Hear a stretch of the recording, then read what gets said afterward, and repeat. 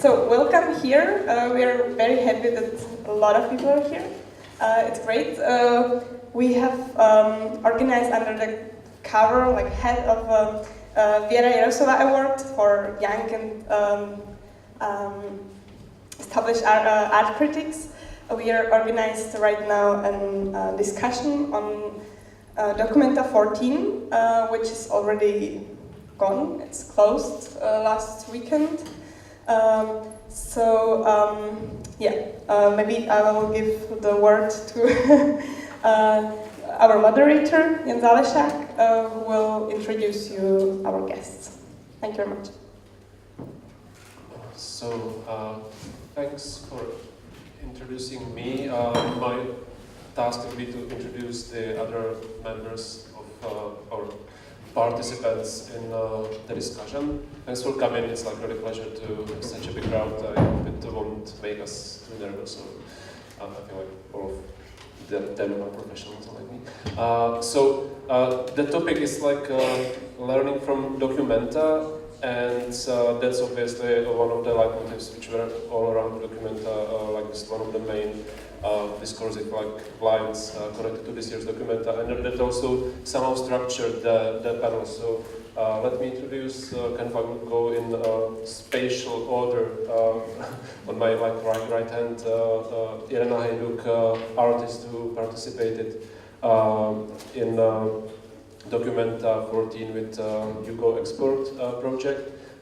Then Pierre Bal-Blanc, curator who was a director of CAC Bretigny, if I say it right, in Paris, till 2014, and then, more or less then, became a member of Documenta 14 curatorial team, which is actually one of the important features of the Documenta, that it was actually quite a big collective of curators working under, let's say, or in dialogue with Adam Šimčík as the artistic director of the Documenta 14.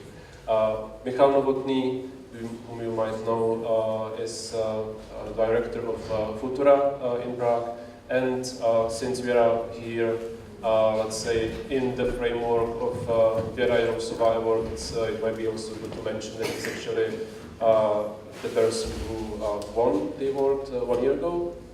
And Tereza Stejskalová from Transit, is it now Transit? Never know exactly. From Transit, Prague, let's say curator, writer, theoretician who in her practice deals with topics such as feminism, precarity, post-colonialism, and try to address these topics within her work within Transit in the last couple of years on this institutional level. The way it's gonna work is that we will possibly, or not possibly, but certainly we will start with some sort of like statements or insights or impressions, because on the panel we have people with, let's say, different perspectives. Irena and Pierre were, let's say, part of Documenta as an artist or as a curator. Michal and Tereza were, let's say, art professionals visiting Documenta, so their perspectives will be different. So I will ask in the beginning, each of the panelists to, let's say, bring some personal perspective of or experience with Documenta 14, and that's going to be our starting point. One thing I would like to say in the beginning, I think the time frame is, let's say, we should be having this discussion for about like an hour or an hour and something. The time when we should end is something like 7:30. So the typical thing would be to have this discussion in the end. We know that sometimes it's a problem because maybe there is like some topic which you find interesting, then the discussion goes farther and somehow the things get forgotten. So like if you actually felt that there is like something addressed which you would like to not say, let's say, maybe interrupt, but also what is the word? Contribute, maybe, yes, with a question or with a suggestion. Please don't hesitate. Just like somehow make it clear that you would like to say something, and definitely you will get a word. if that's not going to happen, then we are going to just talk, and in the end, we make something like an open discussion. So I will stop talking now, and I will get the mic to Irena. What to do with the mic? Talk about my personal experience? Yes. Okay. Well, I can start by talking about this context here, which is a kind of a art criticism prize, how I understand it. For me, art criticism and art history have always been very interesting only in the way that they are disciplines that make history, and the only attraction that I ever had to these people who study this and write is the discipline of being kind of committed to making one. Coincidentally, Yugoexport is an oral corporation which is, through this aspect of orality, concerned with making history, I guess, via oral means, by creating oral images. And I think in kind of a contemporary art exhibition, one which was Documenta 14, there's kind of two approaches, or ones that present themselves to me, that create some stakes in what I'm thinking about, is the kind of history of presented as a history through the archive, or history is always some kind of an archive. And for me, in the West, the archive has always been this kind of dead thing, thing that goes through a process of being put away or being somewhere for a long time, dead and dying, very much like the way that artworks are presented, as this kind of a entombed way. And then it kind of goes through a process of embalming, because it rots and it creates a kind of a stink. And then this archive is then taken out of that context of when actually, which time period is addressed, historical, and then put into a new context, and that is supposed to provide meaning. And for me, it was always very difficult to ingest this type of archive, because something that rots and that is embalmed is not very tasty. And I'm very interested in, I guess, corporation and incorporation. And I don't like things that stink and rot in my mouth. Unless it's really good French cheese, I guess, but that's different. So I think of a kind of an archive and Yugoexport as a living artwork that goes through kind of not a process of embalming, but a process of pickling, where in pickling you have this means of knowing only at which stage of enrichment of taste and expansion of kind of the spectrum of taste by actually coming into contact with something, ingesting it through the mouth, and knowing what it is then. It changes chemically because you put it in contact with other things. This pickling process is tricky, especially when you're operating in a kind of a warmer temperature, which is usually the south, which is what our context kind of at least discursively started as. So it needs to be managed because of the temperature. And kind of administration, which I don't like as a word, because it deals with bodies and decision of what is human, what is a thing. I like management, and management is kind of a holy discipline. You have to manage the pickle. And usually pickle is made out of a large amount of things that are pickled at one time. And this is a kind of a strength in numbers. And a pickle is an army of a kind, yeah? So yeah, pickling is, there's also the aspect of it which, like, for example, in the ancient Roman state, you have to adorn the slaves that were making kind of a large amount of the population, both in the Athenian and the Roman state, wanted to, there was a proposition at some point to adorn them with uniforms, but then the population knew that if they were uniformed, they would know their numbers. And I find that then there was abandoned, of course, because then they will rebel. They're like, there's so much of us, there's so little of them, let's kill them. I started with Yugoexport, I guess, through a process of kind of a uniformization by production of the Yugo form, which was this uniform that was made for movement and freedom of movement, and a kind of a living thing also.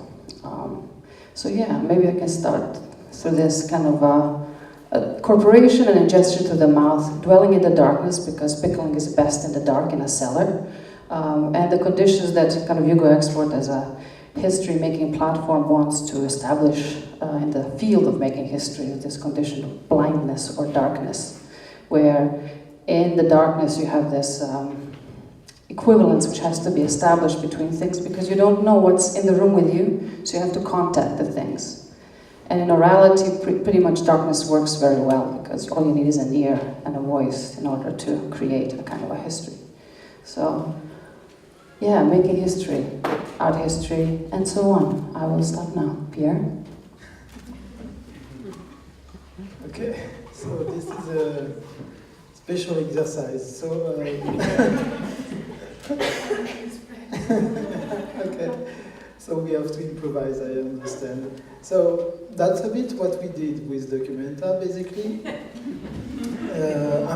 I was one of the most for improvisation, I would say. Because what was the interesting aspect of Documenta of the invitation by Adam Szymczyk to take part, me as a curator, so Irena can also speak about that as an artist, but as a curator was to have a kind of a very specific framework, which was to work on two locations, I would say successively and simultaneously, which is very important because so we know the history of Documenta and how it is linked to the very special history of Germany and then how it became a worldwide, a west-wide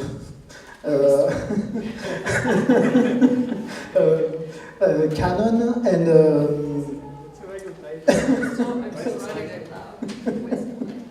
canon and so how Adam Szymczyk chose to challenge this history through the move to Athens. So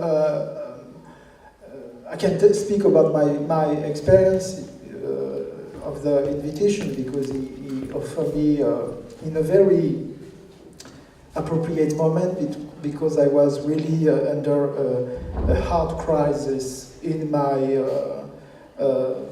position in Bretigny in an art center in the suburb of Paris, where I was since 10 years running this place, and where the politician and the administration was really starting to destroy completely the project I have initiated there. And so it was really the time for me to leave.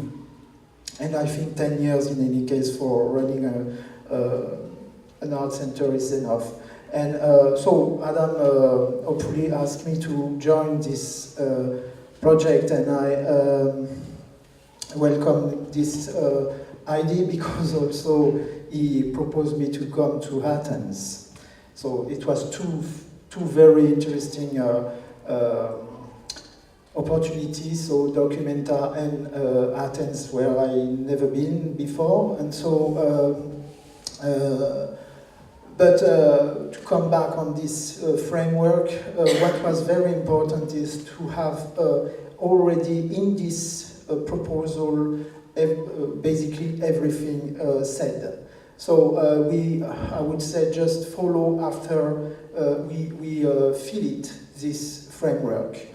Because the complexity of this framework was enough to make what we did, basically, and the result also, because when I arrived in Athens, it was in late 2014. The crisis was very high with the economic situation. The government was not anymore governing. So we really we have followed all the different steps of the arriving of Syriza, a very strong moment of crisis when before the election, then the election, the high level of crisis in discussion with the European and MFI, etc. So I have to say that this was also very important in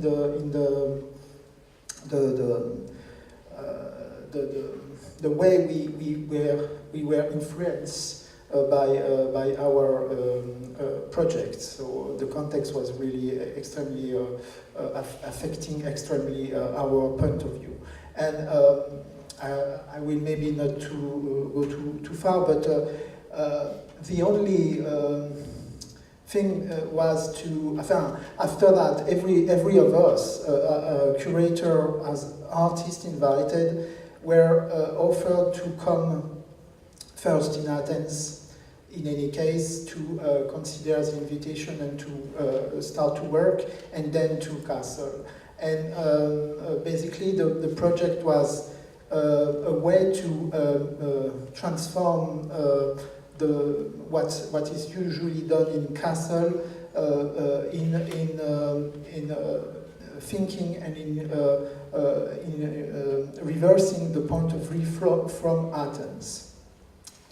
So this framework is extremely linked to the close history of the documenta and in Germany, because Germany has a very close relation with Greece, and has as a model, Germany was built on the Greek canon, I would say.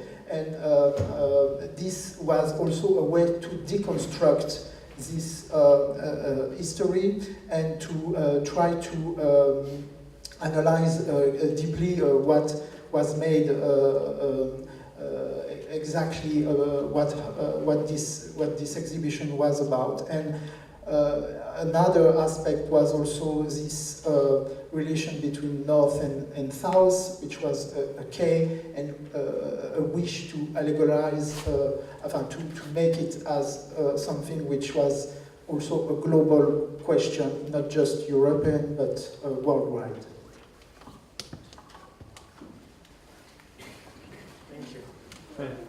What was the question?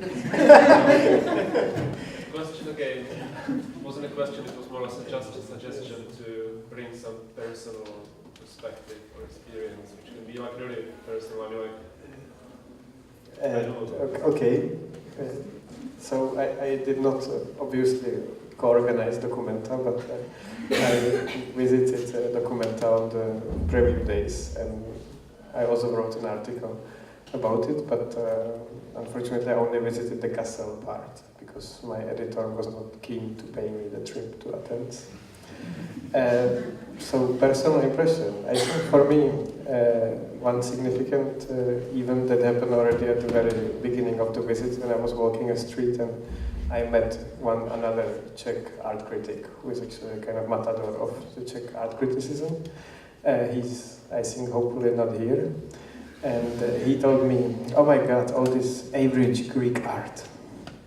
And I think this was quite well pointed, and for me it was very important that maybe we should not always look at quality as something inherent, but to think about the context. So for me, Documenta in this sense was important, that somehow maybe surprised this art critic who was always thinking about art as inherently good or bad, and not really thought about the context. It's also kind of difficult to judge here the exhibition when the people who organize it are sitting next to me. But then another thing that follows up a bit this suggestion was that I was meeting many people and they told me, yeah, I didn't find any really great works. And this was also something for me peculiar in the way the public looks on these exhibitions. That maybe you should not look for individual works, and I think for me also very important was that there were not so many, at least, or from my point of view, not majority of very well-known big artists that would do some big public realizations, and it was in the last years.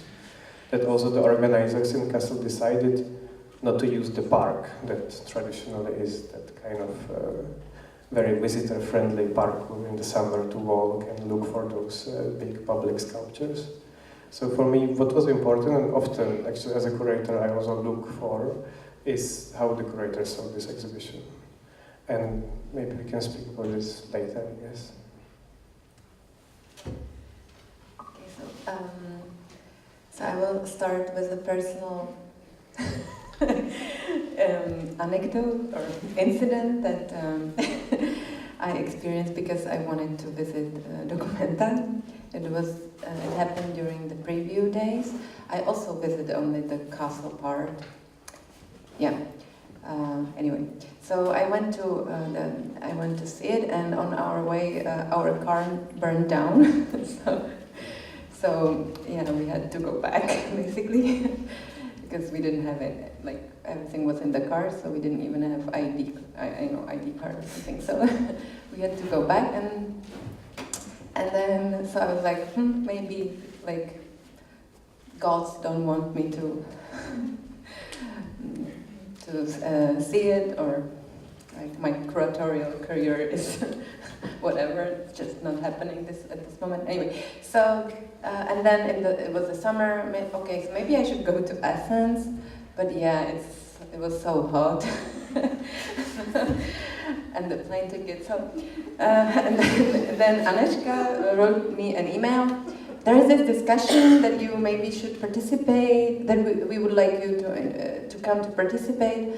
But I haven't seen it, and it's like the last weekend is next weekend, so it's not really probable that I will be able to participate in the discussion. But then there was like a friend of mine who just took me there and then took me back. So. So I seen it. So anyway,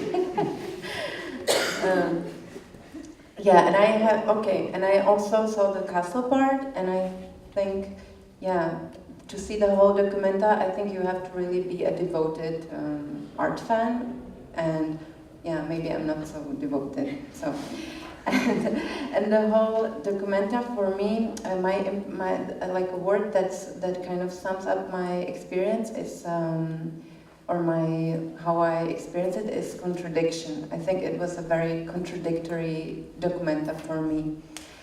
I perceived it as on the one hand as very radical and subversive, and on the other hand very elitist and very conservative. So let me elaborate.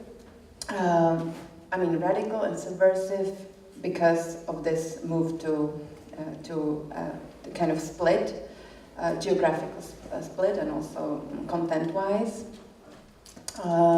between Germany and Greece, the north and the south, and also radical in its political message. And at the same time conservative, and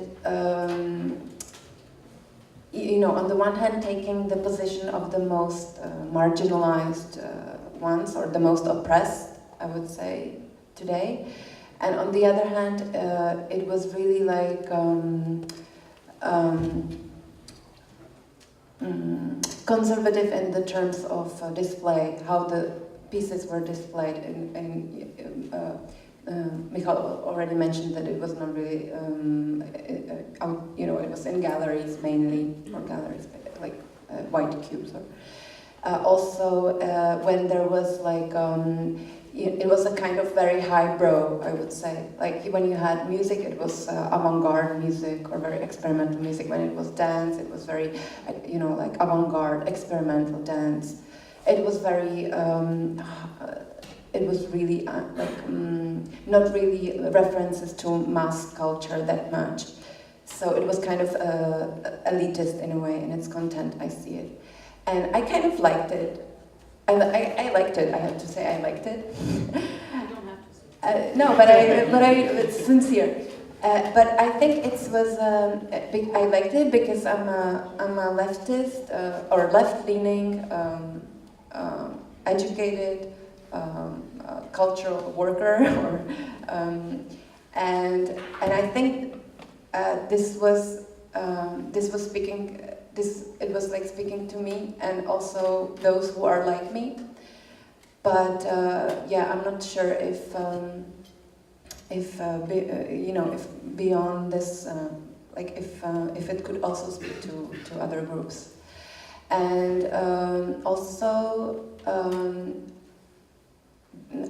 because I'm mentioning this because this position of left-leaning intellectual nowadays, especially in Eastern Europe, is very precarious and very unpopular. So, yeah, I'm asking myself questions whether, whether this kind of audience, who is the audience, if this is enough. Okay, so the idea was that these kind of like introductory insights will get us to some more questions and way where we might go. Actually, I think it's also totally an open occasion for you to interact with each other, but maybe also my experience, since I'm sitting here, I was actually in both places as a viewer, non-review time, and I was thinking about one of the things which I read today in Adam Šimčík's text in the Reader, that the idea of like moving documenta to Athens wasn't only about this, let's say, geopolitical issues or about this kind of relationship between Germany and Athens or Greece and this kind of like historical, let's say, ways which is there, but also about like broadening the audience, that you will actually get this kind of like highlight exhibition into the space where there's like a, let's say, different structure of population, different structure of people who might actually attend the exhibition. And I think like for those who haven't been there, it's kind of important to say that unlike the venues in Kassel, which were most of them actually had to pay the entrance fee, which wasn't like, for the Czech audience, for example, it wasn't like that little amount of money, it was some like almost like 30 euros for 2 days, I guess. In Athens, most of the venues actually were for free, except for like the main exhibition spaces like EMST, maybe that was the only one, maybe with the entrance fee. So I was like wondering, but still, the point which I want to say is actually that I had the feeling that in Athens, I'm actually meeting the same kind of people as I'm meeting in Kassel. That it, from my perspective, it didn't really happen that it actually changed the audience substantially. That it still was this kind of like standard art crowd, let's say, who actually took the plane and came from Germany or from Japan or like from wherever to Athens and attended the exhibition and attended the performances. Maybe I mean, you obviously have the experiences from both places, like if you can kind of reflect on that. I mean, if it's just like my kind of like impression, which was, let's say, partial because I had just like seen like 2 or 3 days in Athens, or does it actually also correspond with your experience? Maybe Pierre, top down. Yeah. I think with 1 million visitors, it's elitism for everybody. It's a special elitism. I think the problem of documenta is exactly the opposite, and that's something that I discovered because I was not prepared and not expected that, is that it's a massive exhibition. And anything you would do now, you would have 1 million. Because it is in the culture, also in the culture of, it's very popular in Germany, and all Germans come to Documenta to have an experience of contemporary culture. And so it's, on the contrary, extremely popular and extremely diverse, because there is also all the professional, all the elites of art, of international crowds, all the critics, I mean, it's a very, very particular, I think compared to Venice, it's comparable, but I think In Documenta, there is a strong involvement in education as well, and there is not that's not the case in Venice, for example, and the format of the Venice Biennale is very different. So the problem, I think, it's much more the other way is to ask what do you do with this, and how this affects considerably the way to make exhibition or to make art for artists.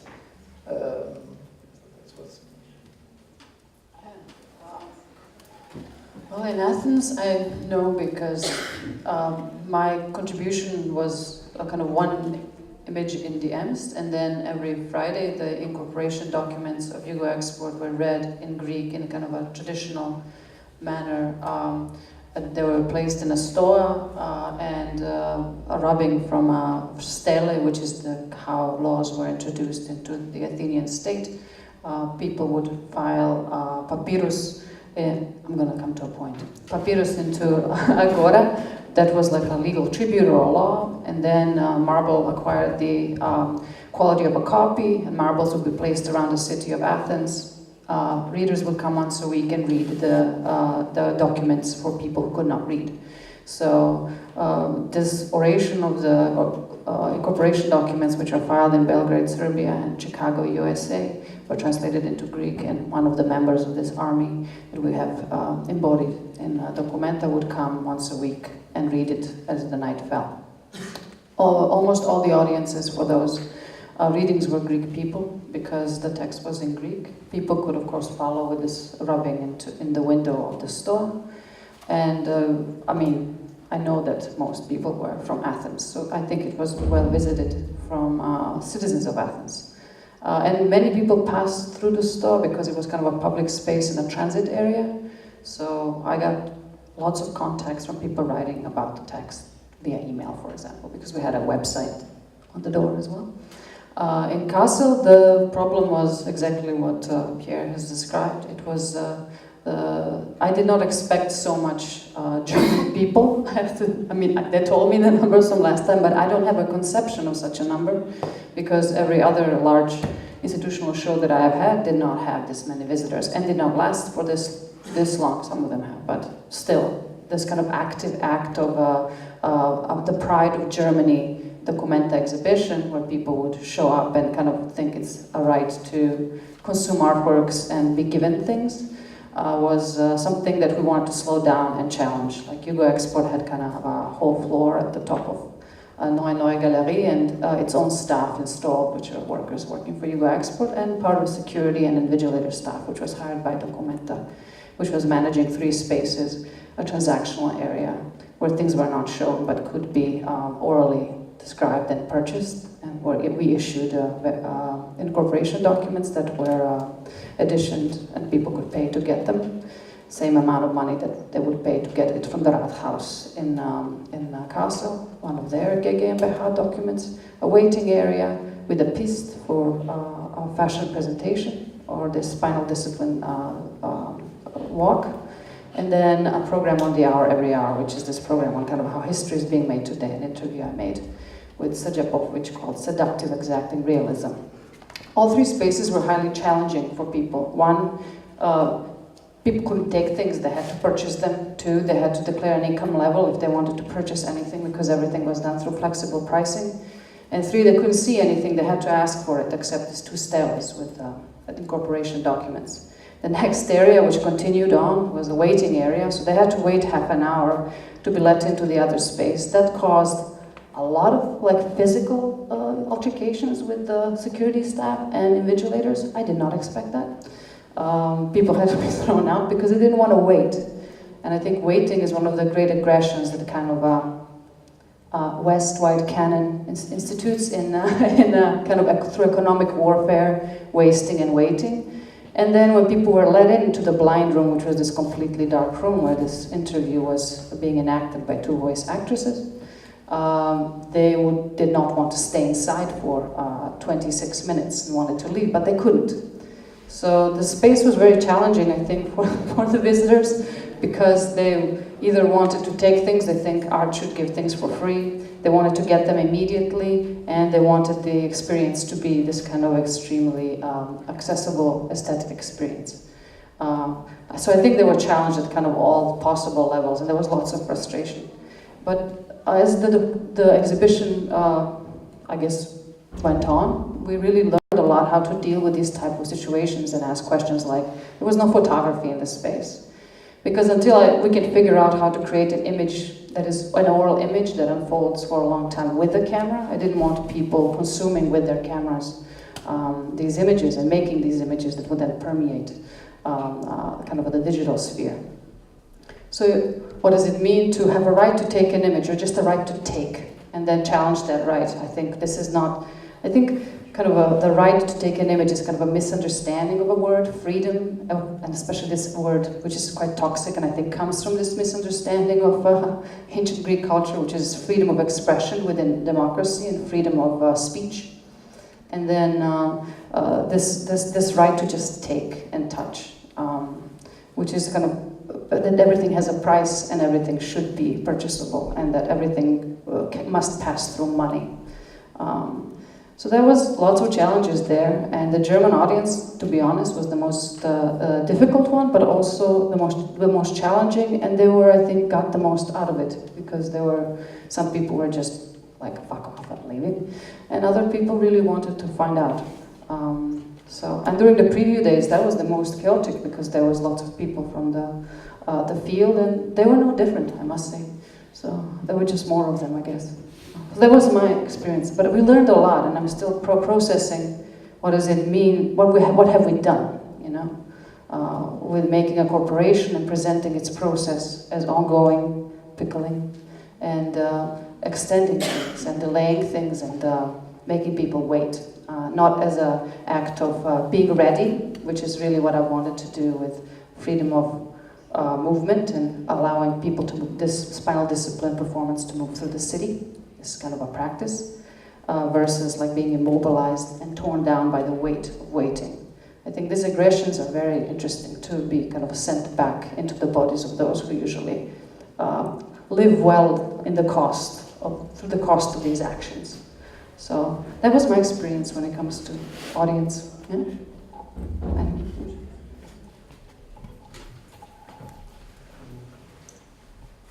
Maybe I would like to turn the question a bit somewhere else, but then follow what you say. That I think also the problem with thinking about audiences is that very often we think about them in the kind of contemplative paradigm that the art has. That audience seeing something or visiting something is to go to see it or take a picture maybe of it.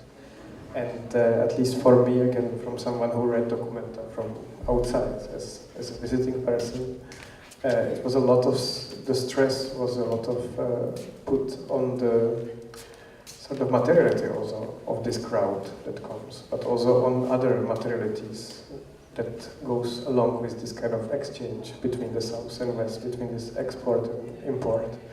So I think that it is, first of all, difficult to consider the impact only in front of audiences. I think it was very important that some artwork has been moving, that materials has been moving, that money has been moving also, which we often do not consider exhibitions. We only count the amount of people that sell them. And also in the fact that, for example, the people who came to Kassel saw this collection of the Aten Museum. They were forced somehow to saw this collection because everybody would go to see the Frederizianum. So for me, this kind of hijack of the project that somehow has been already spoken in here, anyway, is going to have a certain amount of visitors just from its very character. Because it's Documenta, people will go there, whatever it is. And to kind of force them to see something they would never go to see, probably, it's very important and interesting. I didn't go to because everyone was like, it's such a big exhibition, so you have to, select, and everyone, I had different feedback, so yeah, I didn't go. I'm sorry for you, because it was very interesting. Maybe can we then use the actually have my paper. Yeah, it's very easier. What would again? I mean, I'm not maybe so good in like making these things like into questions, but I mean also like for me, from what being said now, I mean this moving from let's say some contemplative experience towards more like corporal experience, like really was one of the main features for me. I mean, like also, especially in Athens, like when you have to move from like spot to spot to spot, kind of like you actually spend your days like trying to get from one place to another, and that's somehow the strongest experience actually. Like in the end of the day, I mean, like actually seeing the places, and it was also like one of the striking features for me. Again, I feel like especially in Athens that. There was like more effort actually put into writing text about places than the artworks themselves. Which again, I'm not sure like if it was like super curatorial, let's say, purpose or some intention that this was actually. But again, in this like Adam Szymczyk's text, actually there was quite a lot of stress put on this specific point that actually places themselves are somehow more important than the artworks, or at least let's say the same level. And I'm not sure if I can like transform it into a question, but like one of the things we were talking in our like short pre-discussion meeting was, and maybe I was trying to stay with this like notion of the audience and some tension between the notion of the audience, maybe in some sort of like traditional perspective of exactly the person who, let's say, comes somewhere to see something, to experience something which is somehow already given, and so it's in this kind of like strangely active, passive role towards the body or the bodies, which was this experience of this kind of like mass of people like moving around, but also like from, let's say, more intellectual point of view, that something is happening when you actually stop thinking about audience, when you start to think about bodies. I mean, like again, like if there's maybe something you can try to like reflect on or elaborate, maybe also from curatorial or art perspective, like if there is actually some really semantic change, like if there are some like new qualities like happening, if you maybe the notion of identity, let's say, is to be understood differently when we think about bodies, not about audiences, or yeah, stuff like that. So again, I don't know if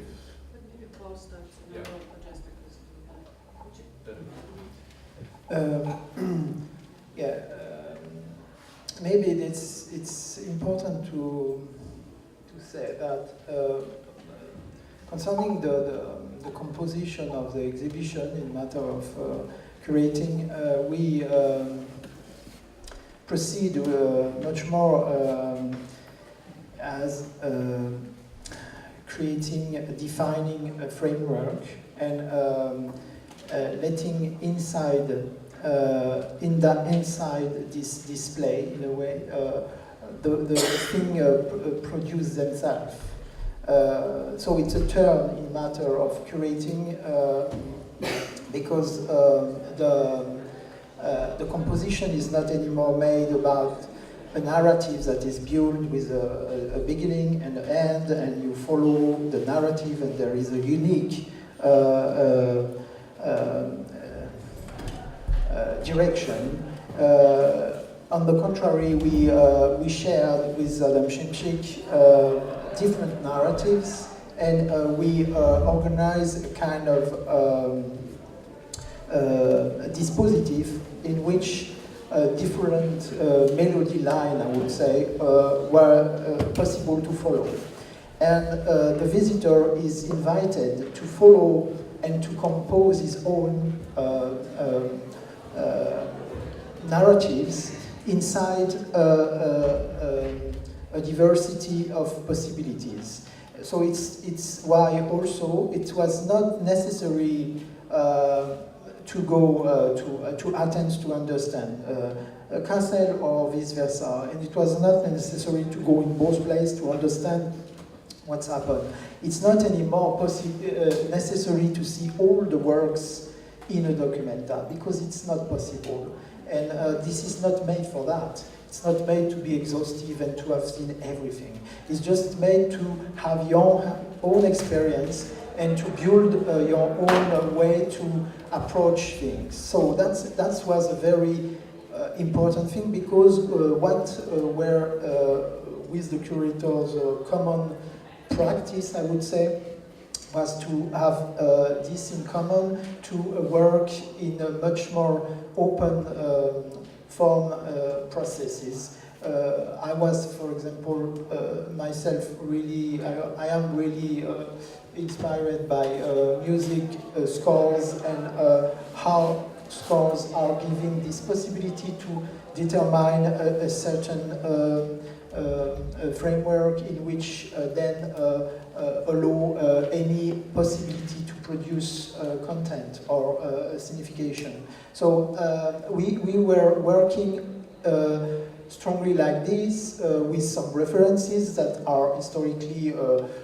possible to identify in the exhibition, because works, historical works like Anna Halprin or Cornelis Cardew, the Sketch Orchestra, or Oscar Hensen are these exactly processes that propose a different way of composition. So this was something that came from also a common practice with Adam. And for example, the Friderizianum, and why we wanted to cut the head of Documenta, because the Friderizianum represents, and the previous Documenta was the brain in Friderizianum. It was extremely important to redefine the multi-centrality of Documenta, and not just one, and to really recompose the act to go to Athens was one of them, but in Kassel it was extremely important to also reiterate this statement, but in a very different way. And how we came to that was also very practical, because in Athens we were very concerned to have a strong statement on publicness and public culture in a public field, and the museum, the public museum, the National Museum was closed, unable to open. And that was for sure the first things to face when we arrive in Athens. Why a country has no way to open his own museum, has no way to show his own collection since 3 years, and the collection since 6. The collection has never been exhibited. So the first thing was how to make it possible to give back to the public the collection of the public. So to solve this problem, one solution was to use the museum to exhibit in the to make it as one of the main venue, but without to be like the invaders in Athens, which was not the statement.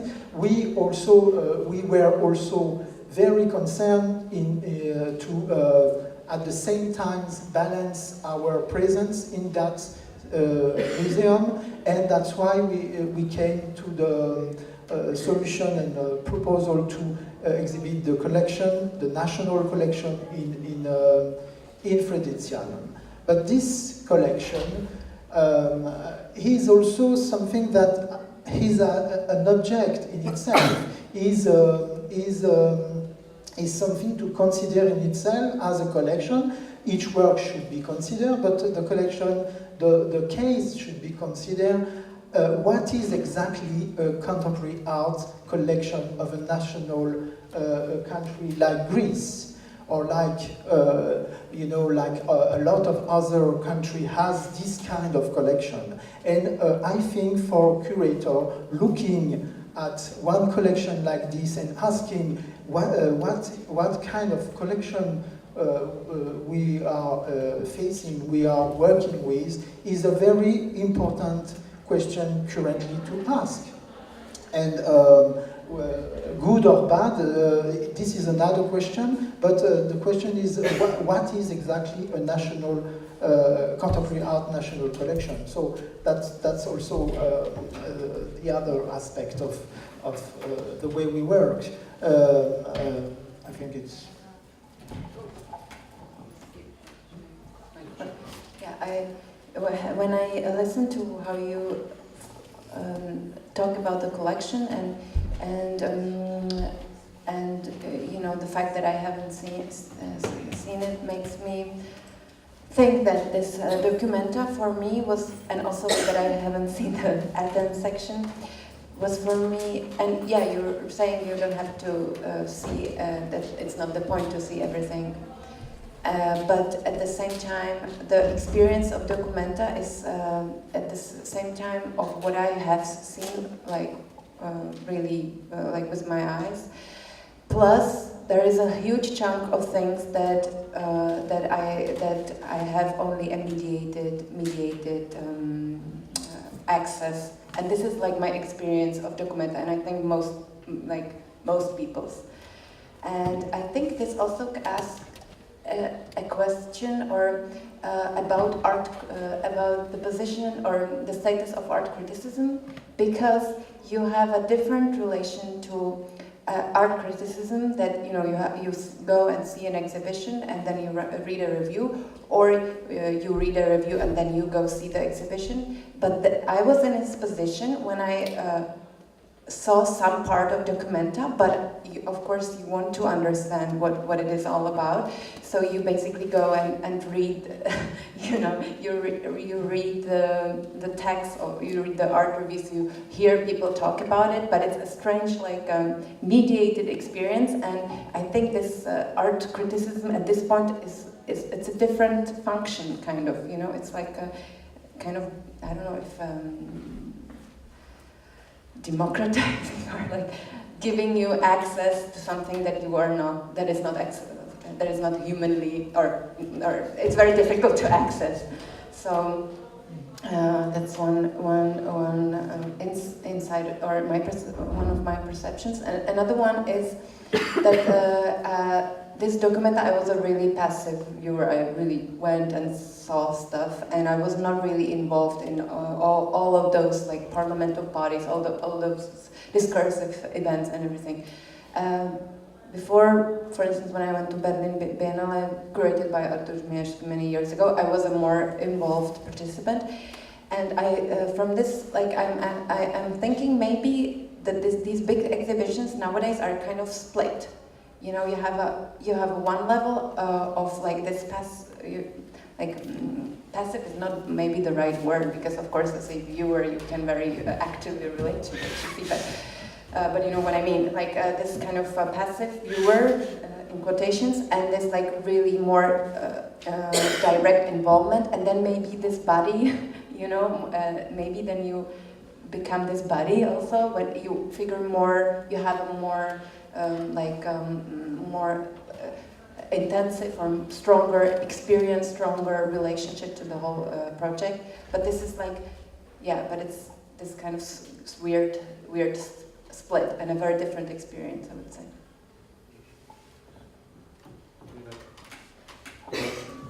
I don't know if just like reaction, association. Actually, I was like thinking again, this like art criticism things, when we come back to it. I was like thinking about like what the competencies or like what skills you have to have as an art critic to write about this kind of exhibitions.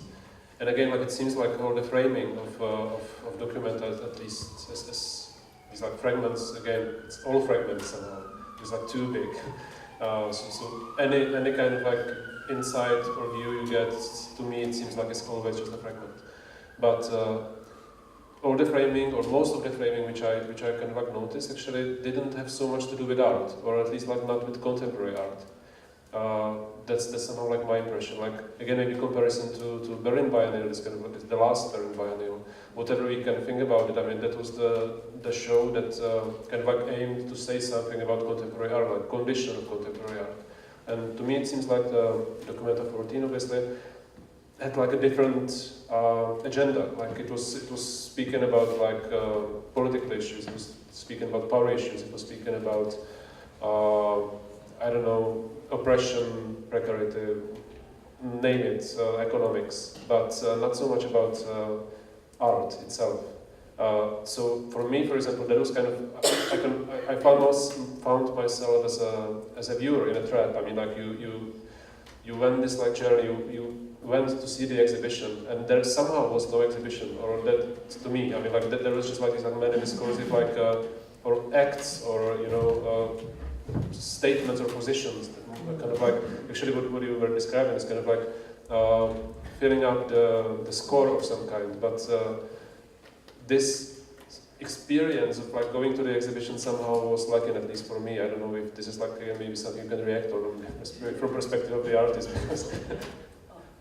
I think if you, I agree with you. I think if the experience of an exhibition is to go to a place and with your eyes look at things and experience them in like a couple of days, if that's what it is, then absolutely you are right. But I don't subscribe to that definition of exhibition. I don't think exhibition sounds also like a classical salon. You could walk in the 19th century and be fine with your definition of exhibition. I'm going to tell a little story, and it's going to have a point. It starts with a myth, Greek myth, of Medusa. So I think the first camera ever produced was a Medusa's head. And as you know, Medusa's head, the gaze was fatal. Medusa was in a cave, which anyone who entered it, she would turn them into stone corpses, which were images really, because she made images out of things that were moving, stones. And she was hyper-optical. She had this many snakes on her head, which she used for sight instead of what snakes really are, which is ears. They're a giant tympanic membrane. They feel everything. And then she would suck these images up, so she would have much more images than she could process with her brain. And then Perseus, of course, came into her cave and cut her head off. And the last thing that she has seen was his image through the mirror, which was the shield. So then he took the head, and it became like this weapon that nobody could defend against or evade. And he would take it out of a bag, the kabisi, and he would point at people he wanted to kill. And he would also kill with the last image of himself, because that's the last image she stored. So Medusa became this gorgonic presence within the idea of the camera. And when we absorb everything through our eyes, things accumulate behind the eyes because we can perceive more than we can process. And our culture and our exhibition culture is highly optical. So I think that a kind of a re-education of the body, for moving away from the optical to the body, personifying the body, rewiring the body, creating a body that is not this giant eye which has produced the culture that kills through images and really just decides through the images what is animate, what is inanimate, and administrates these lives. I think this is a basic misunderstanding also of the democratic concept, of this concept of expression. So I don't think our eye should be a lens, you know. I think if you think a camera is just a lens and it's your eye, then it's just a thing that kills. It's a weapon that Perseus has bound forever, because he bound the tool for making images and for seeing things, right? And it kills things. I think, but it can no longer be a severed head either.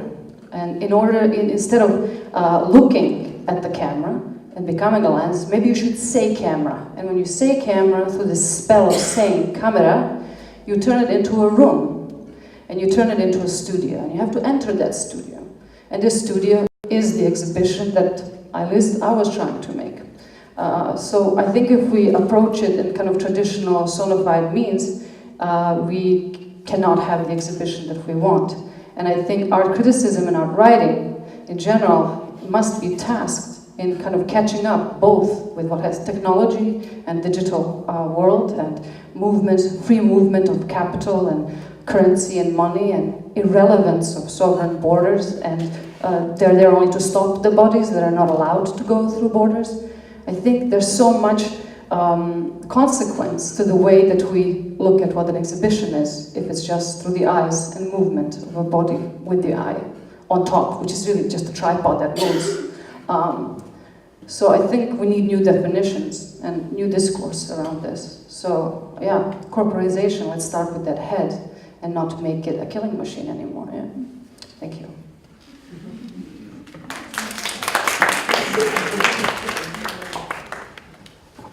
So maybe I would react also to what Tereza said, as nobody did, or whatever. I think that you are kind of aiming at a certain totality. Like you are suggesting that there is a certain totality that you need to comprehend in experiencing the exhibition. That like the experience would not be on a qualitative level, somehow complete, or it would be, let's say, lower, if you do not get the information that you got here about the fact that this exhibition was also an example of a national collection. And at least for me. And I think that for me there is always a kind of partial experience. We are always experiencing everything partially. I never really have a full experience even of myself or of what I'm aiming or doing. So I think this would be my kind of... I saw this exhibition in Federalism, as I said, and I think that it was good even if I didn't look at it exactly the same way. I didn't have this discursive part that you are calling a part of the material and the discursive part. So I think it's also about this. And then if I would follow up to what has been said, maybe there has not been so much spoken about the art, because for me, documenta, the frameworks and the art were very much connected. Also, when you were looking at the individual exhibitions, it was related, as we already said, to each venue, but very strongly, but not in the sense that it would be drilled there or something. This is also why maybe you don't need a public space in this kind of usual reaction to the context within the material sense. But maybe it was actually somehow very well curated, even too well curated, some of them. So for many people, maybe the art, the way they perceive the art, they need this division, they need this piece. Maybe they also often need the brand to know the name already somehow, to know what they see, to be able kind of to individualize it from the context. And as the context here was strong, that's maybe why a lot of the people, as also at the beginning I said, they said they didn't see so many good works. Because we are used to look at works in a certain way, and this is also what, for me, documenta kind of made being present. But Tereza wants to probably react. No, I just, basically, if you have a curatorial statement that says that you have to, like, that the documenta is the Greek part and the castle part, then of course, when you just go and see one part, there is a certain kind of accents necessarily to your experience, a bigger accents than when you just go see an exhibition, and of course you have a different perception than another one. Like, of course there is no totality, but this kind of like it's like it's a part of, you know, something different. Sure. But I'm just suggesting whether this is going to be the qualitative level, the microphone, please, both of you.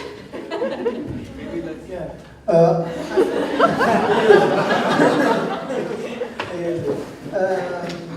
Yeah, that's interesting. I think what you describe as the Berlin Biennale and the documenta is interesting, because I think the Berlin Biennale, the unconsciousness of the Berlin Biennale is politics. And the unconsciousness eventually of documenta is art. So it means that how you see the way that one is more into apparently a question related to art, to practice, to aesthetics, but this is not avoiding the political aspect of that. And in documenta we were quite conscious that we didn't want to say what to see to people. We didn't want to do this mediation because we don't believe of that. We believe of sensible processes that are produced by the work. We trust the artist, the works first, and we try to be a bit on the other level. That's why we are speaking about the context, about the buildings, and we let the works coming and the artist making the work in order that the audience face directly the art And then there is a mediation to make. And finally, when now you see the website of Documenta, you compile all the elements, you would have a lot of text about all the works, you have a lot of lectures that has been done about all the works. Now the information is really complete, but we didn't want to make this didactic process that you have in the main museum, but also art fair now. You have something to say how you have to think and how you have to approach the work. And this is a problem. We think that a problem, that as a problem, as something that should be re-challenged in a different way. And so we invited artists to also be in a different approach on site, in a way that people were experienced sometimes directly some interaction, and were involved in different way. Sometimes in more contemplative way, but sometimes in more active way. And this diversity is very present in this documenta. But what's happened eventually sometimes was that the composition between all the curator didn't succeed, and there is some successful combination and there is some unsuccessful, but it was the price to make the thing like this. And I prefer that sometimes there is lake or then to try to compose like a bouquet. It's not a bouquet. I mean, we are not working like this, so that's how we did this experience. Maybe without the mic, I mean, I can speak quite loud. So I'm asking on this microphone. Okay, we'll use it. Just to make it like more, more professional. I think like finally I managed, I hope, to also provoke maybe some more emotional answers maybe than like it seemed like in the beginning, which is nice. And also I think like this is the time when I would now more explicitly ask the audience. However, we were talking about this like shift from the audience towards the bodies, or the bodies like presented in this room.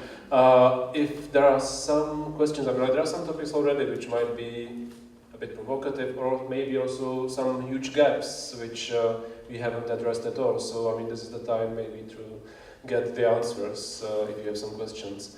And if you have some questions, it would be maybe good to address like kind of like anybody, or ask this question specifically, like if you want to ask someone, to make it kind of like easier for us. I have two remarks. I didn't went to attend, but I went to Kasárna and I missed as well like the first 40 minutes, so maybe you spoke about it. But for me there was really like two things really interesting. I mean, it was my first documenta as an adult, because the first time I was there I was 18, so it was like totally somewhere else. But there was like two things like, I mean, really interesting for me. It was like the action of the rumor. As I didn't went to Greece, there was this rumor, you know. I mean, how was it, you know, what was, you know, what stayed in the brain of the people, this waiting thing, the marble, all this kind of things that you can keep like that, and that you are suddenly, I mean, rebuilding your, I mean, the documenta that you didn't see. So you are also expecting differently, I think, the Castle one, because I didn't see it, others saw it. And for me, I mean, in Castle, which was like super interesting, and we were like with somebody else, and in fact we started by the reverse. It means that we didn't start by the main area, as you say, but we started by the periphery, okay? And when we arrived to the main thing, so in the periphery there was not so many people, and when we arrived, like suddenly on the place of the Federation, you can see everybody. And so you say, so what did you think? I mean, what, you know, So how it is for you, Esther. And I am sorry, but it's not against you, Esther, but really like, we had like some feedback, really like super hard. Okay. And the thing is that by doing these things reverse, I mean, we had like totally a different point of view, okay, with the person with whom I was. And this was really interesting, because I think that was like the main point. It's like, it's how to think the thing by the around, by the surround, and not that by what is supposed to be the main. Okay. So like really to reverse and to do the experience, to do the kind of inverse experience, for me it was really super strong. And to see like the different point of view, like just by the fact that geographically you started by something else than the other. So you have constructed something else. Okay. So just I take as a comment, not as a question. no, it's like, But definitely also it's possible to react on the comment. Yes. Yeah, I mean, I was, when Adam came to my studio, he was talking about moving the exhibition center away from the kind of center of the city of Kassel and moving it northward, which is, there was this line, the Stern, which is a street kind of, that is a street that separates Kassel into kind of the more immigrant population area and a weapons factory, and then the place where middle and upper class people live, and the kind of center of the exhibition. And I thought that move was great, because we really lived in the area where we could identify with people, at least with this. I have much more in common with people from like Syria than I do with the middle upper class German individual. So really a lot more. Yeah, I think this move was great, and the decentralization of the exhibition in both kind of, in Athens it just smelled great, you know, like it was just already like a great beginning. I think what was wonderful about the exhibition is that Adam started with this kind of provocative proposal, which was at the time when there was a financial war kind of exploding between Germany and Greece. And then the context shifted and changed, like history itself created a different type of exhibition, because there was so much more crisis of a different kind that Kassel is very much involved with as a major weapons exporter every night. You know, wagons of weapons go to NATO Pact and Syria, and then they import back the refugees, you know, so it's like also a kind of an import-export that we're talking about there. And so making economically a support for a system which is co-nourished by a large military-industrial weapons system is problematic, and keeping it only in that place, I think, would have been in the context of history that has changed. Without Athens, I think it would really have been less interesting to me as an artist, anyhow. So. Yeah, I'm glad it occurred, and some lines of thought have been created both historically and economically, which wouldn't have been otherwise made. So, I am all for making your own exhibition. I think the educational department of the Documenta really had an education, was really, Sepake and Claire who worked there made such an amazing, like, fun environment to actually try to learn about this exhibition and guide people through it.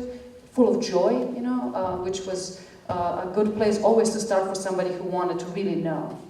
And I really am I'm a kind of person that can talk about that nail in the wall as an artwork for 4 hours, you know, no problem there. But I don't think any kind of exhibition could have been made even if you were randomly to go from one place to another. This was a very, I think, particular kind of exhibition, even if it was make your own exhibition.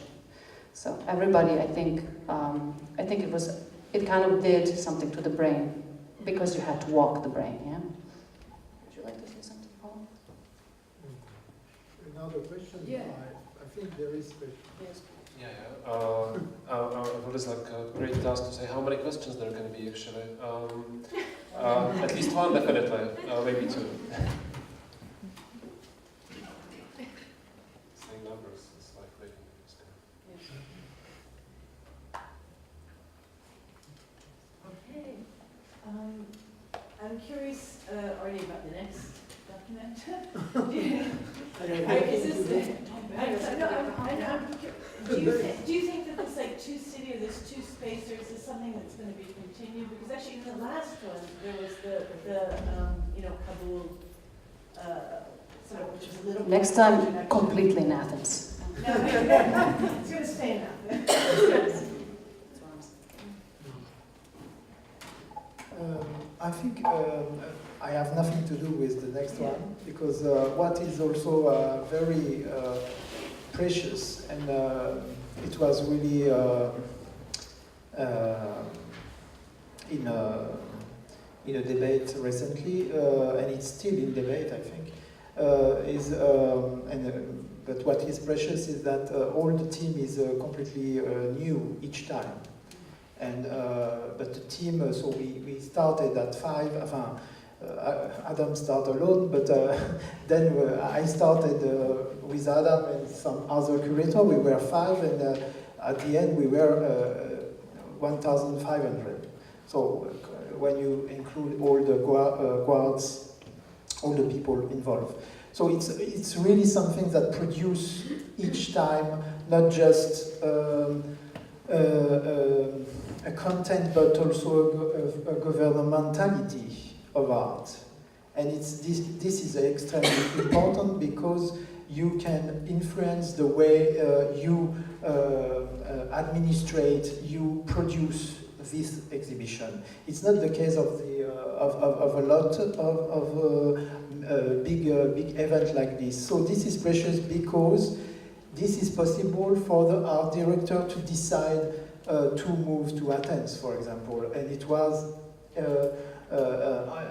in fact, the wish, for example, of Catherine David already to do it, but she couldn't. So the process to have done this progressively is interesting, but I think it's very different to have a kind of parallel, or to have a side project, even in Kabul, than to really completely move the conception of the project elsewhere.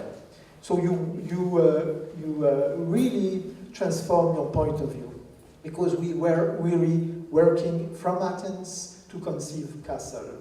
And this is a very important parameter that was never done in Documenta, to completely move the place to conceive the project. So now I don't think that it's interesting to follow that. I think each time should be a very precise reason, and this is eventually a new artistic director who have to consider what was the final achievement of this experience, and I can think that it's another consequence that will happen, but there is no obligation for that. Okay, so from the last question, okay, we can go. Very kind of particular comment, question. I have to agree with Tereza when she said that there was not so many ways of some kind of participation or direct inclusion with the audience or the public. I also saw only the castle part. But one thing from my observation, one way how to interact with the audience was in this documenta, making the viewer, let's say, a customer. I'm thinking about the example of this black soap and the beer or the shoes. So my question is basically if you really believe that consuming can be something subversive, and if you believe that it happened in these particular cases, because me personally, I don't believe that. I like the question. I believe that the history of the world is the history of corporations. I think that usually the way that history is told is through history of war and blood being spilled and the building of sovereign borders. So I never believed that it was about that. I think it's a history of corporations, and Yugoexport was a corporation that wants to think about what that means. And also a corporation that has an ongoing process of incorporation that never ends.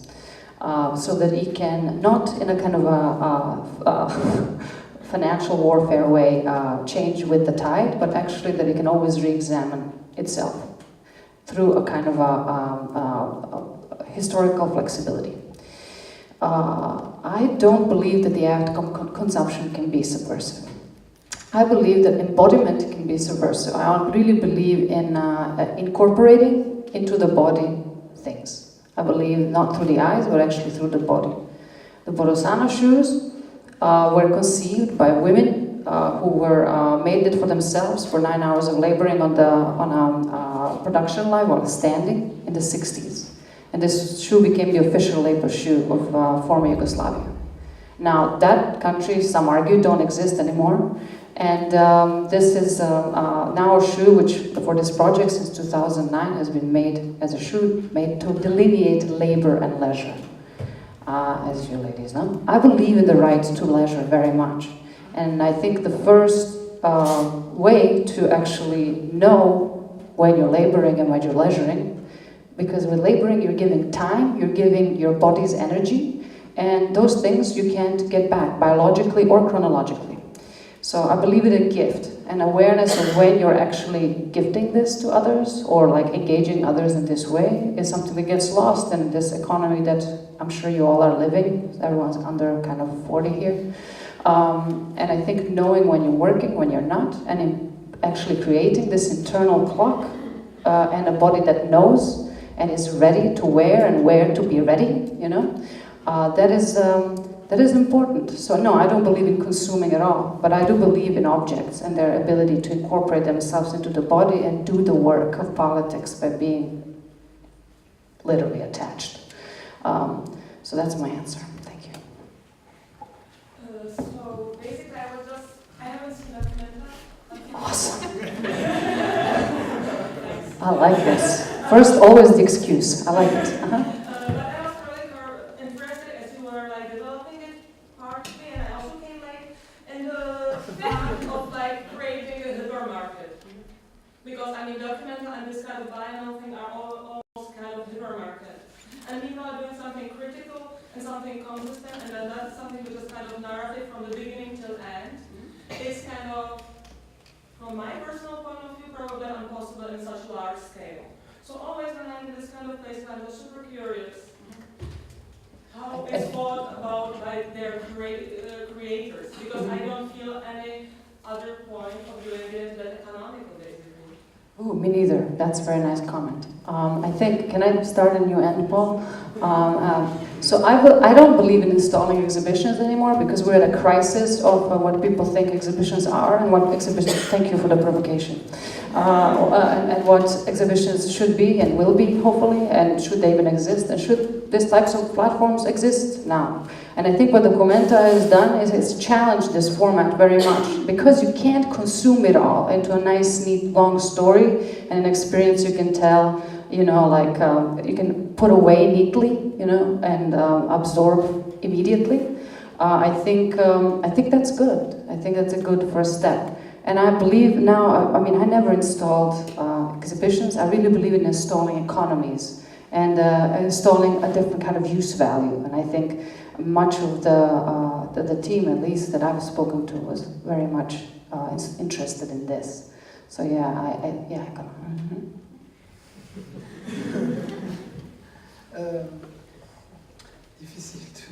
It's difficult to approach this.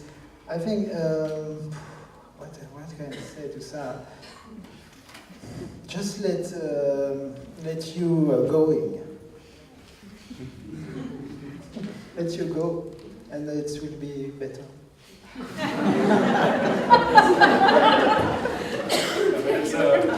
That's a very nice ending. Okay, thanks very much, for listening, for questions, for contributions. Thanks everybody. And I think we need some like 5 minutes break maybe to readjust the things so that the show can go on. So, thanks.